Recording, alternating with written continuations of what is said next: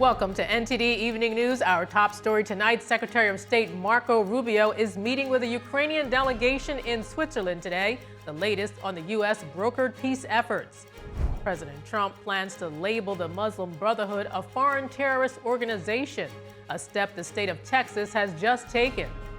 The Israeli military killed Hezbollah's chief of staff in a strike on the outskirts of Lebanon's capital.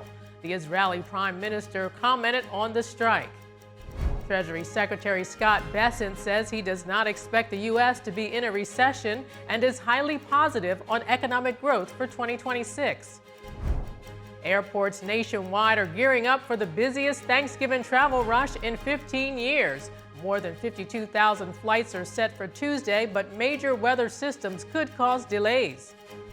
50 of the more than 300 abducted school children have successfully escaped following Nigeria's worst mass kidnapping, what we've learned so far. And former Brazilian President Jair Bolsonaro said hallucinations caused him to violate his ankle monitor. That was one day after the federal police took him into custody, citing a potential flight risk.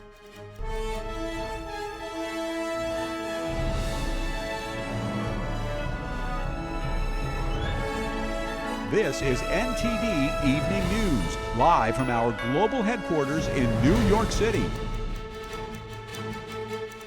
Good evening. Thank you for joining us tonight. I'm Arlene Richards.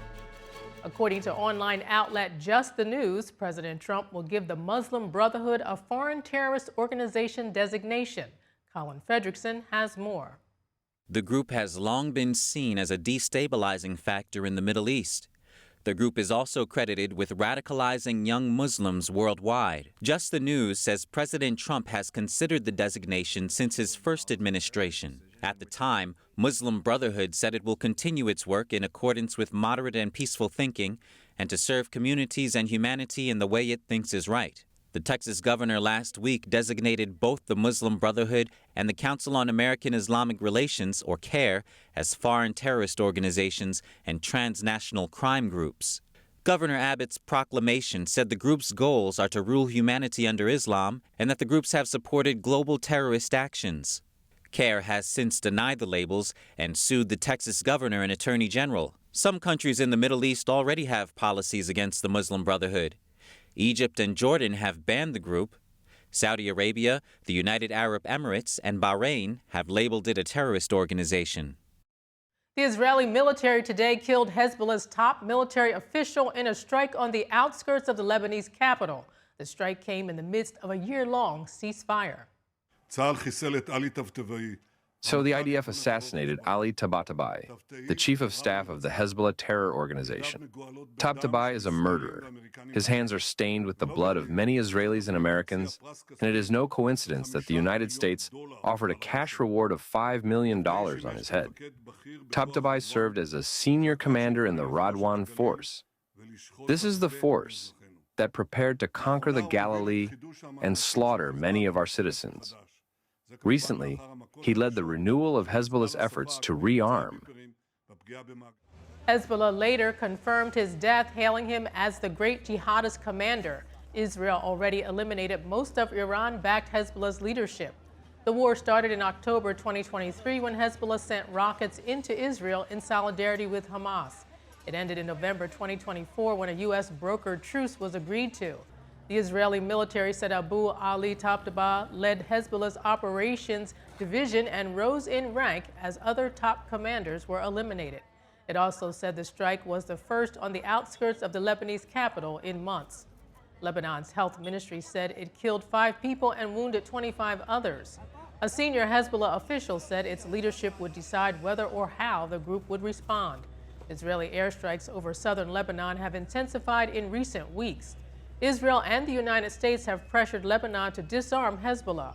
Pope Leo XIV is scheduled to visit Lebanon in a few days. It's his first foreign trip. Secretary of State Marco Rubio is meeting with a Ukrainian delegation in Switzerland today.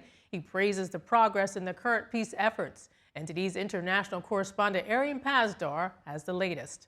It is, in my personal view, that we've had probably the most productive and meaningful meeting so far in this entire process since we've been involved. Secretary of State Marco Rubio is in Switzerland on Sunday, meeting with a Ukrainian delegation in Geneva. He says that changes to the latest peace proposals can be made to work towards a solution that both Ukraine and the US are comfortable with. But he did suggest that the situation is not an easy one.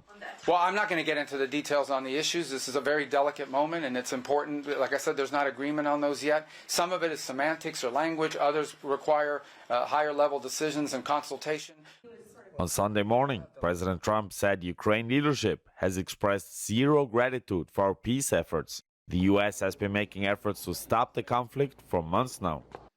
Ukrainian President Volodymyr Zelensky responded later on Sunday. He says Ukraine is grateful to the United States, to every American heart, and personally to President Trump. Arian Pastar, NTD News.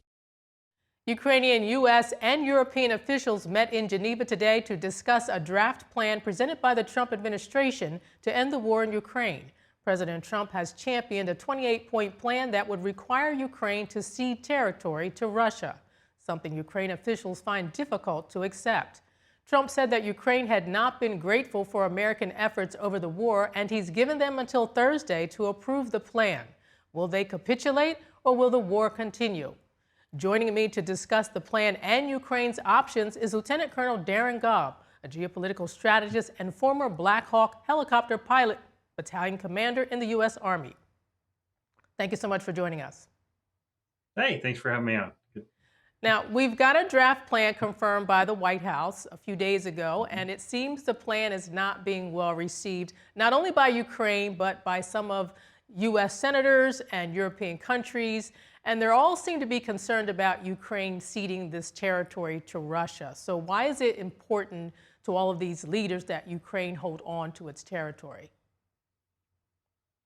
Yeah, I think the reason why they're all concerned about this is because they view this as a capitulation or a surrender by Ukraine to Russia, who was the aggressor in the war in their perspective. So that's how they're seeing it. And I don't doubt you're going to see a lot of people in Ukraine that would see it the same way. There's going to be this desire to say that we're not going to give up anything to Russia. Well, by saying that, there's a very good chance that the only thing you're going to come up with is either the war continues on for years longer because you refuse to cede any kind of land, or you end up losing a whole lot more as a result of continuing the war. And Ukraine is frankly at a point of exhaustion anyways. I don't think they can continue this for a whole lot longer in the first place. Well, what else is in this plan that might make Ukraine feel like they're up against the wall here? Well, there's a lot of history repeating itself here when it comes to post-conflict scenarios that could lead to future wars, and tends to sometimes feel like they're getting punished on the wrong side. So what does that look like? Well, Ukraine is being told, okay, we're going to be limited in the size of the military that we can have after the war, something we did to Germany and Japan after World War II, and specifically, I should say, Germany after World War I. It looks like there's some economic requirements, such as trade and making America part of that deal. Like, hey, we're going to try to get some of our money back in the process of settling this conflict. But I think Ukraine ultimately is seeing this as they're bearing too much of the brunt of what it would take to settle a war, and Russia's not bearing enough, and even though Ukraine didn't start it.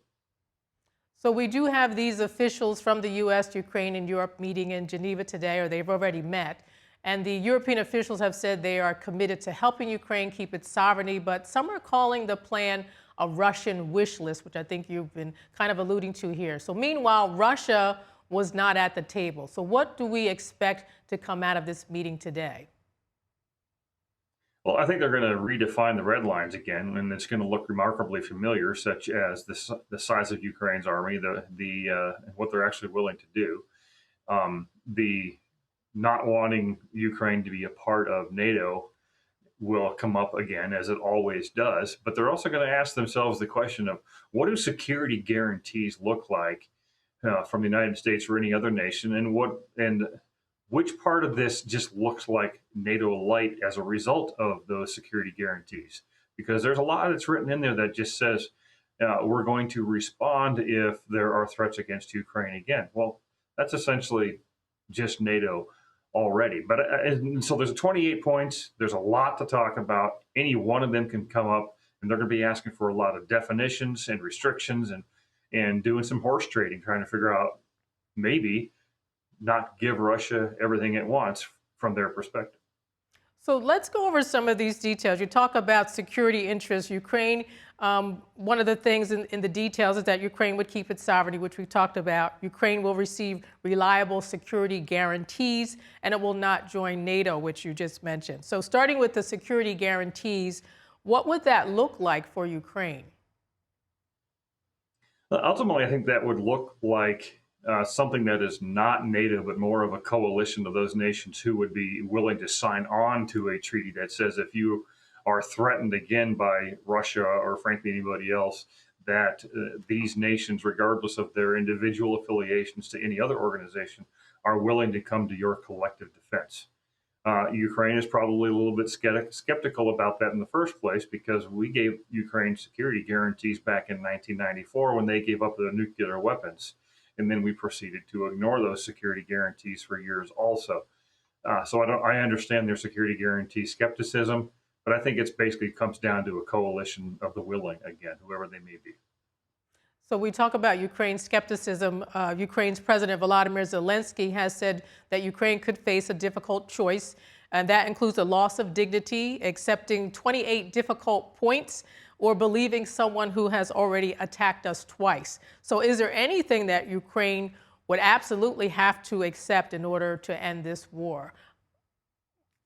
I think in the end, they're going to have to accept some sort of land concessions, because that's what I've thought from the beginning, was that there would be a newly redrawn map that would go somewhere from near Odessa up to the northeast and the Russian border. That's not something that necessarily I'm saying is a good thing, but there's a military reality on the ground of what can Ukraine accomplish with what it has left, both manpower and other resources, and what can't it, especially if America specifically withdraws its support and other European nations stick to about the level that they are now, which would leave Ukraine not with very much in the first place. Now, we talk about this being a Russian wish list, but there are some things that Russia would have to agree to, like not invading Ukraine. And if it does invade again, all benefits of the deal are off. Now, the benefits are significant, but can we trust Russia to keep its word? Well, it's always a challenge in this case to trust either side to keep their word. It's going to come down to self-interest, and do the benefits outweigh the cost of any further action if they want to get aggressive again, either side.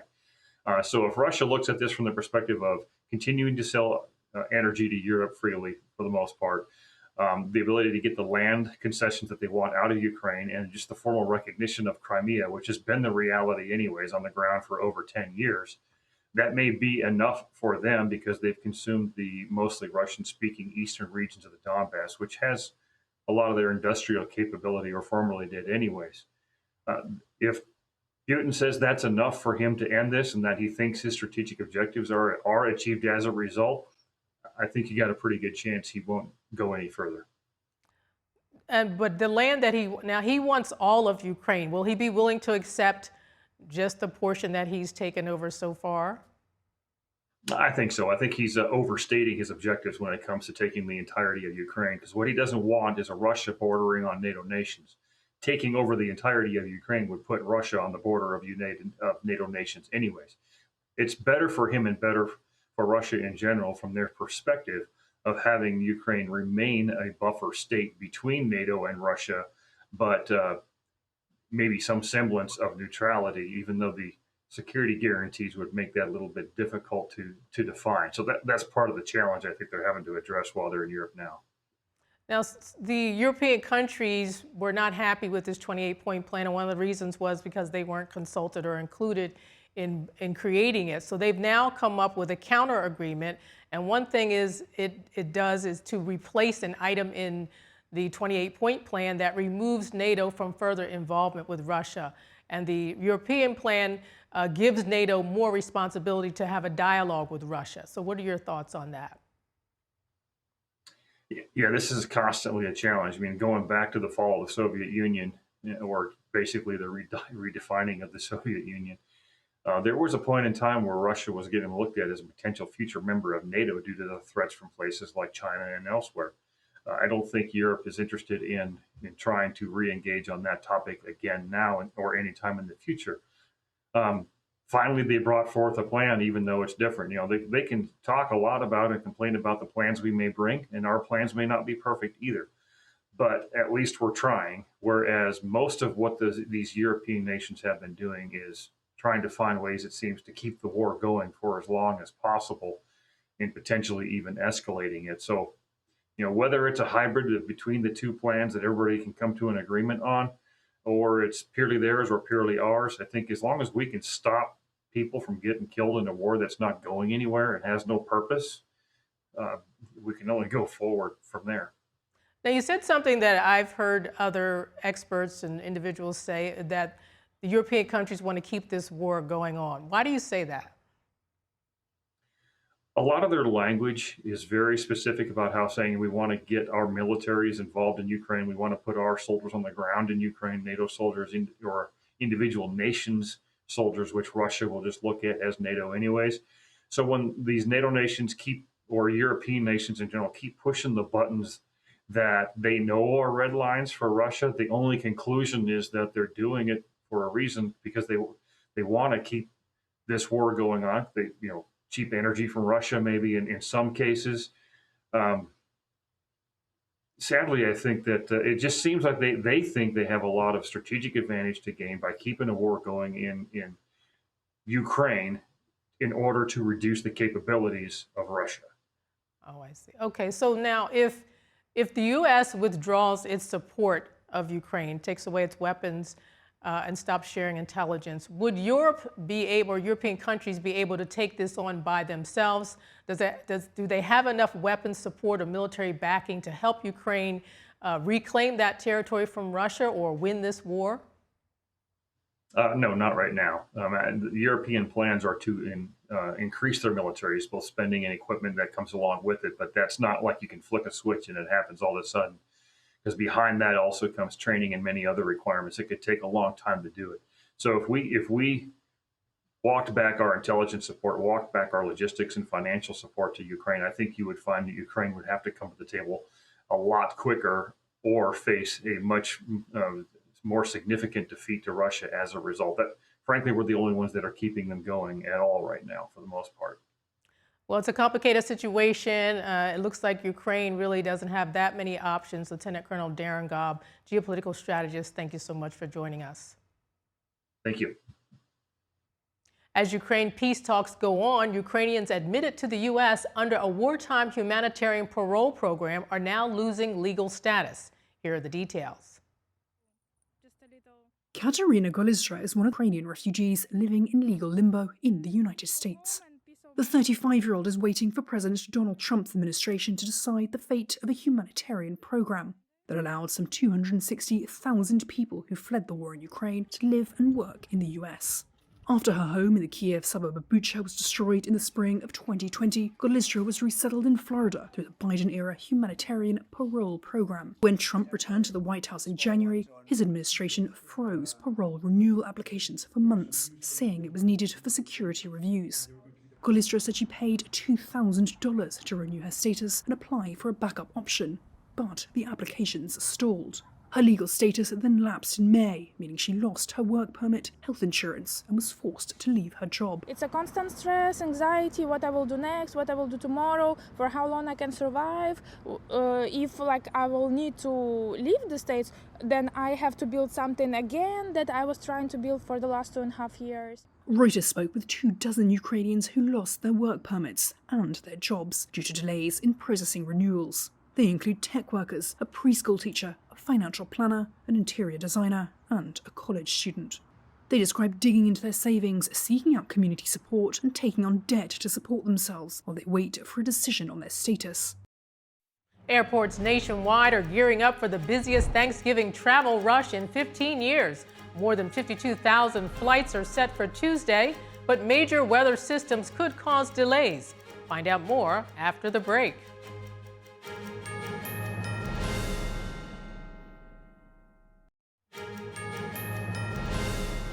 Two possible winter storms could cause chaotic Thanksgiving travel for parts of the U.S. The first system could bring heavy rain to Texas and parts of the Southwest this weekend.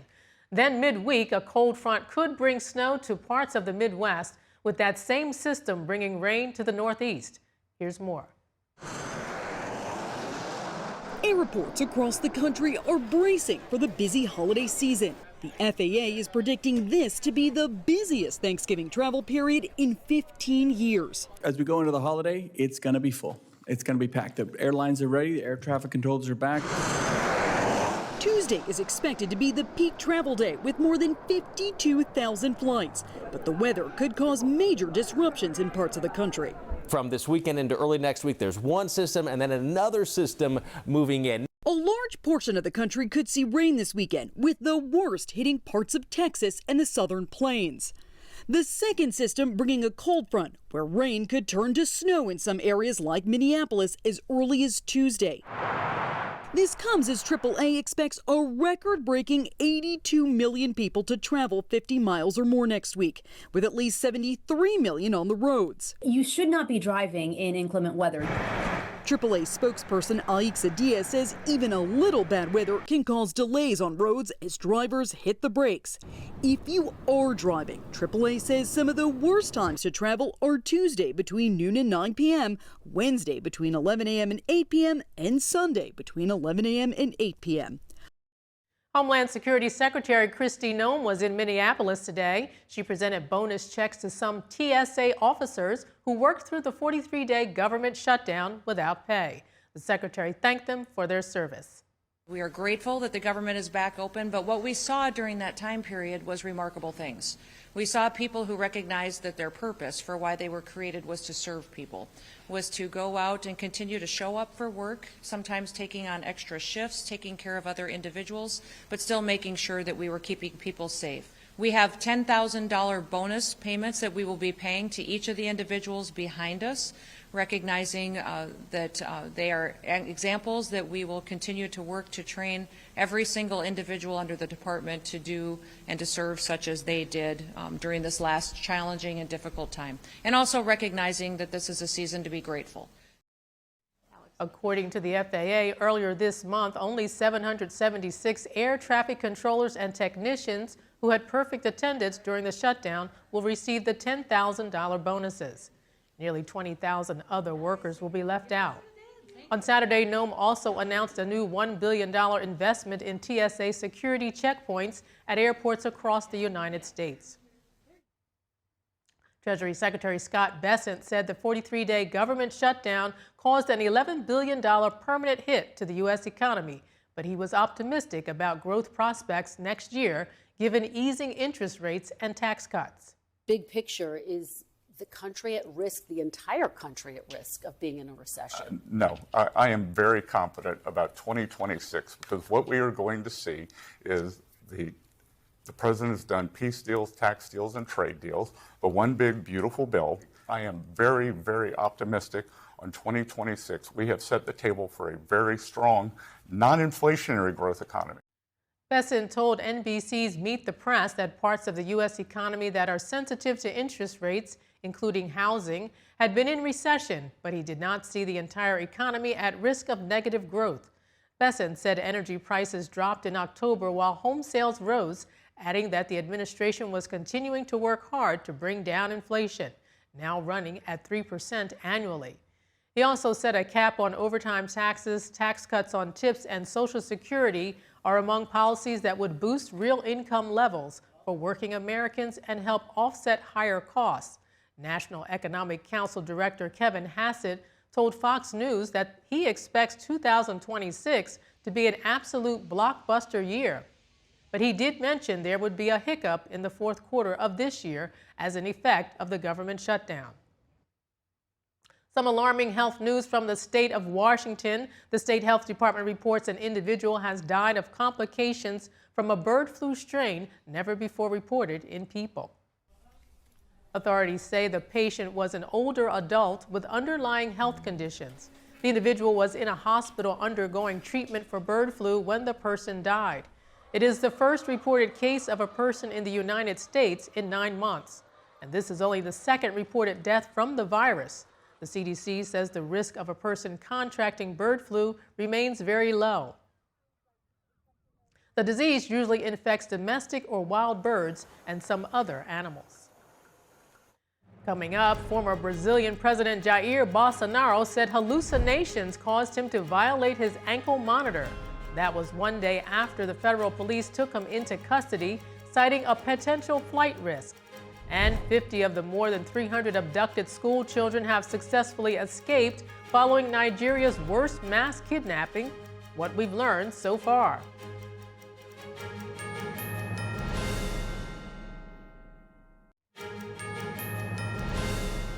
The U.S. is signaling a stronger commitment to stability in the South China Sea through a steady naval presence and a new military partnership with the Philippines. Here's more. The USS George Washington is now in the South China Sea. It entered through the Luzon Strait last week, taking over as the Nimitz Carrier Strike Group wrapped up operations. Both carriers are nuclear-powered. On Friday, the George Washington Group positioned near the site where 2 Navy aircrafts crashed last month. Before leaving the region, the Nimitz Strike Group joined Japan and the Philippines for a trilateral patrol near the Scarborough Shoal, a region heavily contested by both Manila and Beijing. China protested the joint patrol and even sent bombers to fly over the area. The Philippines Coast Guard also reported multiple Chinese Navy and Coast Guard vessels surrounding the shoal. At the same time, Washington and Manila are taking a new step to counter Beijing's pressure. U.S. War Secretary Pete Hegseth and his Philippine counterpart announced a new joint task force aimed at deterring Chinese coercion. The task force will help U.S. and Philippine forces react more quickly to Chinese ships in contested waters and improve coordination during any future crisis. Tensions have remained high for months, with repeated close encounters around disputed shoals.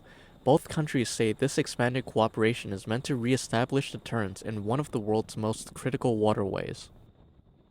The Chinese military yesterday announced that the U.S. and China have hosted their second security meeting earlier this week. China said the talk, which took place in Hawaii from Tuesday to Thursday, focused on the maritime security. NTD's Flora Hua has more. The Chinese Navy posted on social media that the two sides had so-called frank and constructive exchanges regarding the current maritime and air security situation, but it also lodged a protest over U.S. military transits through and over the Taiwan Strait and the South China Sea. China considers these areas its own territory, a claim rejected by the U.S. and many other countries. Last month, U.S. War Secretary Pete Hegseth raised concerns over Chinese military aggression in these areas. Back to the talks, they come as the two countries try to ease trade tensions and boost military communications. Under a military maritime agreement, U.S. and Chinese officials hold at least 2 such meetings every year. Their first meeting this year took place in April. Flora Hua, NTD News. Brazilian police have taken former President Jair Bolsonaro into custody. The country's highest court determined that he presented a, quote, concrete flight risk while under house arrest. That was before a planned supporters' vigil near his home on Saturday. Here's what happened. In a court decision, Supreme Court Justice Alessandra de Moraes said the gathering outside could undermine police monitoring of Bolsonaro's home. The judge also noted evidence of tampering with the ex-president's ankle monitor the night before. Bolsonaro is appealing a Supreme Court conviction and more than a 27-year prison sentence for plotting a coup after losing the 2022 presidential election. He's been under house arrest for months for a separate case, alleging he courted U.S. interference with the criminal charges. President Trump, who was friendly with Bolsonaro when they were both in office, said on Saturday that he had no knowledge of his latest arrest. Any comment about the former Brazilian president being arrested today? No, I don't know anything about it. Are you willing? Mr. President, are you willing? I didn't hear. Is that what happened? Yes, there's a citation. That's too bad. In a statement, Bolsonaro's lawyer said that what would be a, quote, prayer vigil was guaranteed by the Brazilian Constitution under the right to religious freedom, and that they plan to file an appeal. Bia Kicis, a federal lawmaker from Bolsonaro's party, called his arrest an injustice. He is someone who could have left Brazil, He didn't even need to come back, but he always said, "I will not leave, I will stay here and fight here." So I don't believe in any kind of news. For me, everything they make up and say now is just the narrative of a case that is the real coup. The judge's decision to arrest Bolsonaro will be submitted to a Supreme Court panel on Monday for confirmation. In a custody hearing today following his detention, Bolsonaro denied any intent to escape house arrest. According to a court document, Bolsonaro said he had medicine-induced paranoia, which led him to violate his electronic ankle monitor. He said he had a hallucination that there was a wire inside the monitor. The judge overseeing the hearing decided to maintain the police custody. Turning to the West Africa, 50 students from a Catholic school in Nigeria who were abducted last week have escaped. According to the Catholic Church and Christian Association of Nigeria, the kids have been reunited with their parents. The association's chairman said the students escaped between Friday and Saturday. A total of 253 school children and 12 teachers are still being held by the kidnappers. The recent mass kidnappings forced some northern states to shut schools. The government also ordered the closure of 47 colleges in the north. Pope Leo pleaded today for the immediate release of those kidnapped. Nigeria is seeing one of its worst kidnappings after over 300 kids were taken from school. Here's a look at what happened this week and what's driving the fresh surge of attacks. On Friday, the Christian Association of Nigeria said at least 227 students and teachers had been taken from a Catholic school in the northwestern Niger state. That would make it the biggest kidnapping of schoolchildren in the country since March 2024. The first mass abduction since March 2024 took place on Monday. 25 students seized from a predominantly Muslim girls' boarding school in the northwest Kebbi state. On the same day, another armed gang abducted 64 people, including women and children, from their homes in Zamfara state, which borders Kebbi. On Tuesday, gunmen attacked a church in the central Kwara state, killing 2 and kidnapping 38 worshippers, according to a church official. The official said the gunmen had issued a ransom demand for roughly $69,000 per congregant. No one has publicly claimed responsibility. However, most of northern Nigeria is blanketed by insecurity. In the northwest, where most of the recent attacks have occurred, armed gangs known locally as bandits carry out ransom kidnappings and hide in forests. They have no known religious or political motives. The fact of the matter remains, there's just a lot of money, right, to be made in this enterprise. Ikemisit Effiong is a senior partner at the Lagos-based consultancy SBM Intelligence. We have seen and noticed a situation where groups that were more ideologically coherent have completely flipped their operations to just, making money out of these practices in order to procure more weapons, secure a better, means of living for themselves. In the northeast, jihadist groups Boko Haram and Islamic State West Africa province are waging an insurgency. Over 2 million people have been displaced and tens of thousands killed over the past 15 years. In central Nigeria, where the mostly Muslim north meets the largely Christian south, there are deadly clashes over religion, ethnicity, and access to land and water. Nigeria says claims that Christians are facing persecution misrepresent the complex security situation and don't take into account efforts to safeguard religious freedom. Defeat terrorism. The country has 230 million people across around 200 ethnic groups, and tensions often flare. The US has said it is considering actions such as sanctions and Pentagon engagement on counter-terrorism.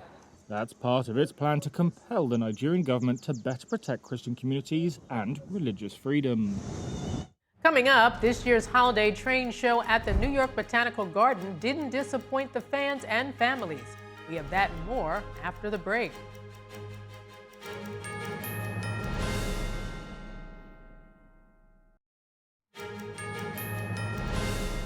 The New York Botanical Garden Holiday Season Train Show is in its 34th year. The show is modeled after famous buildings and monuments around New York City. NTD's Sean Marshall spoke with some of the people there about it. Kids and adults can all enjoy the New York Botanical Garden Holiday Train Show. The intricate detail that goes into making these buildings is simply amazing. They're designed after buildings and structures all around New York City. And not only is the train show amazing, but you can also enjoy the magical aura of the diverse plants and flowers all around the Botanical Garden. Each year, the New York Botanical Garden team switches things up a little bit for the holiday train show, with nearly 200 famous New York landmarks like the Statue of Liberty, Brooklyn Bridge, and Rockefeller Center, along with other popular and historical sites. Last year, the Bronx was displayed front and center, and this year, Central Park is in the Hopt Conservatory main area. So exciting for kids to come. There's over 30 G-scale model trains here. We have our very famous Thomas the Train that they can come and not interact with, but they can come and hang out with, watch him loop around the tracks. And of course, there's so many other types of trains that they can see going across bridges, our famous Brooklyn Bridge, Manhattan Bridge, and then of course interacting throughout the various other scapes and models that have been created here. Famous Thomas the Tank Engine is so popular that it needs to be a little off to the side and a little bit back from the barrier so kids don't try to take them home with them. And for plant lovers, the train show gives an extra bit of fun to a botanical garden visit. With a botany class, actually, we just visited the herbarium, but saw some phenomenal specimens, and it's phenomenal here. I love seeing the detail on the trains. It's amazing just seeing how intricate everything is. I just heard someone say that it's all made from natural materials as well, this whole exhibition, which I just find so phenomenally impressive. I mean, I would say get here. Honestly, it's something you really should see. I'm here with our grandson and my wife and the whole family, and the only thing I could say is if maybe they had a beer stop, maybe some draft beer that you could, find every 30 feet or so. That's the only improvement I can think about. There are actually drinks available during the nighttime show. Energetic after dark celebrations where you can sip seasonal cocktails and mocktails around the Hopt Conservatory. Yeah, the team is so creative in how they make all of the different models. They grab various types of twigs, seed pods, bark from trees found in the forests of Kentucky, but also sometimes they find things here at the New York Botanical Garden that has just fallen to the ground that they collect and they add to their collection for when they're making new models for us. So it's all natural materials, which makes it even more special because it adds to the story here at the Botanical Garden. Seasonal classics and holiday pop favorites fill the air as live performers bring musical sounds of the season to the garden during the night shows. Tickets are starting at $25. Just visit the website nybg.org for all the details. There you'll find tickets for daytime as well as the nighttime experience. Sean Marshall, NTD News. A new study published in The Lancet examines the link between ultra-processed foods and health across the globe. My colleague Stephania Cox talked with nutritionist and registered dietitian Cindy Chan Phillips for insights and tips. Here is why we care about this study. More than half of our population in the United States are living with one or more chronic diseases. And let's talk about children. 1 in 3 children are also living with one or more chronic diseases. So what changed? We have to start looking for the answers. And if you look at the packaged food, more than 70%, this is according to our government, more than 70% of our packaged foods are ultra-processed foods. And if you look at children again, 2/3 of the calories come from ultra-processed food. So we need to find the answer. We need to find a solution. That is exactly what the study does. Now, the study set out to answer 3 questions. But the most important question it set out to answer is whether the studies, the evidence support the notion that ultra-processed food lead to increase of chronic diseases such as cancer, type 2 diabetes, hypertension, obesity and heart diseases. And based on analyzing hundreds of very strong studies, the conclusion is yes, ultra-processed food leads to increased chronic diseases. But there are two key takeaways from the study that I want to tease out for you. And that is the two dichotomy, two things going on in here, two dynamics. One is eating ultra-processed food displays the protective whole food diet that can protect you from getting sick and keep you healthy. That's number one. And number two, eating ultra-processed food also harms your body by increasing your risk of ultra-processed food. So we need to do something about it.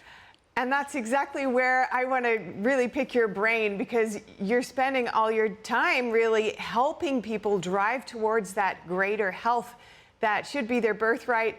But all of these factors have kind of swirled around to, impair people in so many ways, in the way that impairing health just does impact every part of a person's life. But I know that your master's was in fast food children's meals, so it was interesting that you mentioned there alarming statistics for children's food as well. This is really impacting people from all generations and all across the globe, as this study also mentioned. But I mean, what we're looking at here is how to get back to those kind of traditions, food traditions that carried through the generations that helped people live healthy lives while living modern lifestyles. And I know from your website you also help people navigate those decisions between having busy lives and raising healthy children and living a healthy life. If you could speak more to the solutions that you see people could start to use in their own lives. I like the premise of your question. How do we get back to it? Which means that some things, some dynamics in our lifestyle, in the society, have caused us to move away from the traditional whole food-based diet pattern that are protective and keep us healthy. Look, you also mentioned that we are busy, and ultra-processed food are here to stay, and they are. You walk into a store, all you see are beautiful packages with huge, big health claim on the front that screaming for you to buy them, that they're ready to consume, and they are supposed to be tastier.